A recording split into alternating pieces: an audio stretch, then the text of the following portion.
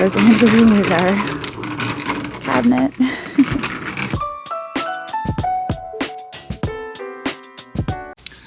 Alright, well, we are here at the shop today. It is a Thursday, and we are actually going to be stocking the booth later this afternoon. Mom has an errand to run. Andrew is currently assessing a Civil War collection a few towns over with our friend who owns Union Drummer Boy in Gettysburg. Jesse's packing Whatnot packages after our Wednesday Whatnot sale. And I am sitting here looking at all of my things, and I'm going to continue to price stuff. I started pricing stuff the other day. I'm going to continue pricing some things, and I'm going to wait for everyone else to be done with all of their stuff so that we can go over to Bedford and start stocking the booths. I have to remember now it's plural. But I've got lots of stuff that I can continue to price and move over there. So that's what we're going to do. We're going to price stuff. We're going to keep busy. We're going to get to work, and we are going to price things. So here we go. So I set up this table here the other day. This is now my booth pricing table. That was my booth pricing table, but then I unloaded all of our New York stuff onto that table. So now this has become my booth pricing table. This was at the suggestion of both Shelby and my mom, that I have a table set up here specifically for booths. So I have a few things here, obviously. Before I start pricing these things, I think I'm just going to load the table up and then price it all at once. That just seems to me to make the most sense. So I'm going to walk around here, see what I can find. Obviously, we've got stuff to pull from, so let's see what Shelby has processed over in this general direction. We have this apron here, and I was going to put this on eBay, but why not stick it in the booth? I think these retail right around $100. I'll have to double check on that. You know, it's crazy. I cleaned this. I scrubbed this in the sink, and it's already dirty again. What is happening? I had my scrub brush. I used soap and water. I feel like I'm losing my mind. I just realized that has a chip on the end of it. But I think I have a spare in the back, so I'm going to go look for that. You know what? It's a little itty bitty one. That's not going to work. Alright, maybe I don't. I have this, but this is Silvercrest. This is Silvercrest. That is actually Violets in the Snow. That's what that design is called, Violets in the Snow. So that won't work. And this one here is, like I said, little itty bitty. So I knew I had a few back here, but neither of those will work. Gosh. Is that all I have? I swear I had another one. Alright, I guess that's it. So, well, at least it's hidden. But I still will include it on the tag, because I like to disclose any and all damage on my price tag. Black pitcher can go over to the booth. I was thinking these bowls that we got over in Cape May, they're kind of like, they look like a glacier or ice. I did find who made them, but I can't remember now. It slipped my mind. Hoya Crystal, maybe that was it. I think they might be Hoya. Stick those over here. These banana. I think these are for banana splits. I'm actually going to move these doggy bookends over into my doggy sale pile, which we did schedule for October 6th. And my time slot on the doggy train is 6 p.m. Eastern. So I'm going to put those over here. I'm going to include those. So A nice little pile happening in here. And it still has a tag in there. I better pull that out. Mid-century design. So I went raiding some of the boxes that we have on the other side of the wall. These are things that we pulled from the last antique mall when we moved out. And I found this lovely Limoges plate. This was 1985. And there's a crack on the back. $49.88. This is Fultz pottery, Reinhold's PA. I'm gonna discount these things. This is from way back at Lemoyne, $12. So we'll drop the prices on all of this. We'll retag it. This I think will drop significantly because I did not know it was cracked. Although I don't know, that's a Andrew Price there, 1985. You can usually tell when Andrew prices things because he does this. I remember him telling me the psychology of the way he prices things, and he feels like if you put a weird number on things, people are more likely to buy them. So usually when things are priced like that, it's an Andrew tag versus my prices, which are usually increments of 4. I don't know why. I don't know why I do increments of 4. I just kind of fell into it, and now most of my prices are increments of 4. It's a weird thing I do. I don't know why. Alright, so again, I'm digging in the back there. You guys have seen me dig back there before. It's kind of hard to get to, so I decided not to bring the camera back there this time around. But I pulled out this Abingdon console set. Abingdon is such a shame. And I say that because I think it's a really nice pottery, but it just does not have the resale value. You could go online, you could go to eBay and look up Abingdon, search it highest to lowest, and you will see for yourself that it just does not have the value that I feel like it should. So here's a console bowl with 2 candle holders. We had it priced at $25, and it sat in that booth. So I have to reprice everything. This Van Briggle, I'm debating whether I think I'm going to move this over to Whatnot. I think this one will probably do better on Whatnot. And I have an upcoming Sunday sale, and I'm searching for stuff there. So I'm going to move this one over to Whatnot. So what I'm doing is I'm heating up these stickers with hot water, and then they're much easier to peel. Alright, so here's everything on the table that we are pricing. Got all the prices here. I ended up with $28 on the Fultz pottery bowl. $4 on the pair of these clover dishes. They don't sell for very much. That's why you see me pass over them at the Goodwills. But I believe these came in a lot when we were buying from auction. Another glass bowl in here, $8. Abingdon console set, $44. The Myatt England plate, I got that one at Goodwill. Only put 12 on that. $4 on this plate. That had been 17. 8 on the trinket dish. Painted jug is 12.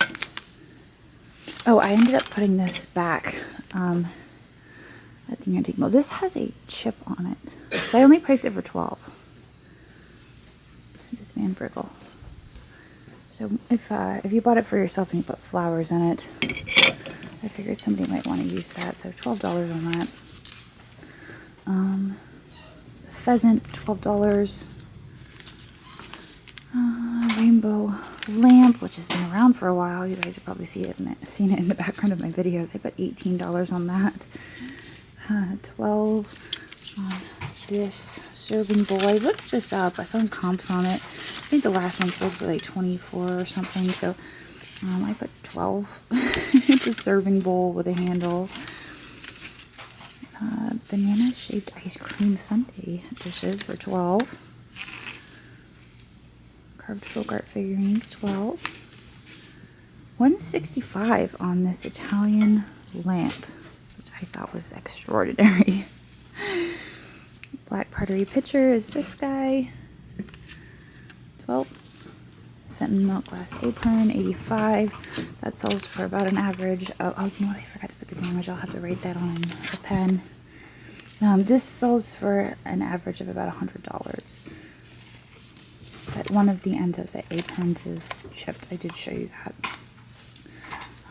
The Hoya crystal bowl set, 24. And Holy Optic, that is 18.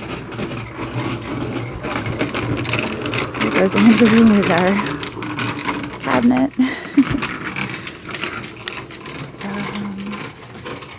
This divided dish was 12.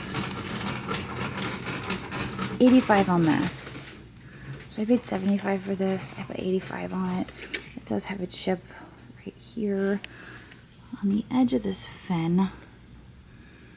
So I noted that on the tag, chip on tip of fin. So otherwise it would probably be 145 to 165. So I priced it at 85. This guy is pristine. He's 148. 38 on the Hager couple. $8 on the wheelbarrow candy dish. And $8 on the antique milk glass. 24 on the vase you saw me pick up recently at Goodwill. And 18 on the serving dish. Andrew just set off the alarm.